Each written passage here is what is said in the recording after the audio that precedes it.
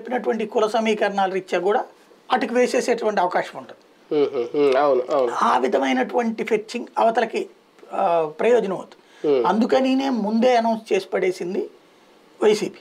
Friendly పోటీ లాంటి concept TDP ఈ పొత్తులో భాగంగా తెర మీద తీసుకొచ్చిన ఒకవేళ లేదు ఇలాగే కంటిన్యూ అయ్యి జనసేన ఆశలు పెట్టుకున్న చోట ఒకవేళ సీట్లు దక్కకపోతే టీడీపీలో అనుకున్నాం ఒకవేళ జనసేనలో కూడా రెబల్స్ పెరిగే అవకాశం ఉండదా? అదే కనుక జరిగితే వీళ్ళు అనుకున్న కాన్సెప్ట్ వ్యతిరేక ఓటు చేయాలని ఇవ్వకూడదు అనేది అది పక్కకి వెళ్ళిపోదా?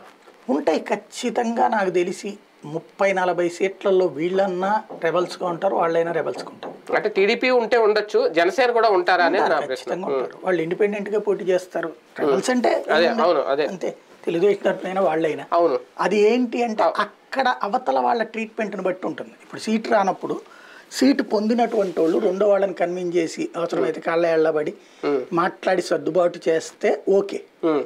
లేదు వాళ్ళదేంది ఏది బతిలాడేది అనే రూట్లో ఉన్నారనుకోండి, ఆటోమేటిక్గా అగ్రెసివ్నెస్ పెరుగుతుంది. నిన్న మండపేట ప్రకటన తర్వాత అక్కడ ఎవరైతే జనసేన అభ్యర్థి లీలాకృష్ణ అనే వ్యక్తి ఉన్నాడో ఆయన ఆల్రెడీ కాపు సామాజిక వర్గ నేతలతో ఏదో భేటీ అవుతున్నాడంటే, మీటింగ్ అవుతున్నాడంటే, రేపు పొద్దున అవసరం అయితే నేను ఇండిపెండెంట్గా బరిలోకి దిగిపోతాననే ప్రకటనలు కూడా లోకల్గా చేస్తున్నాడు అనేది మనకు అందుతున్న సమాచారం.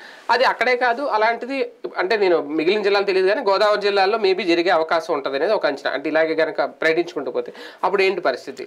జనసేన 2 జిల్లాల్లోనే ఎక్కువ ఉంటుంది. అప్పుడు పోటీ ఇద్దరి మధ్యన కాకుండా ముగ్గురు మధ్యన అవుతుంది.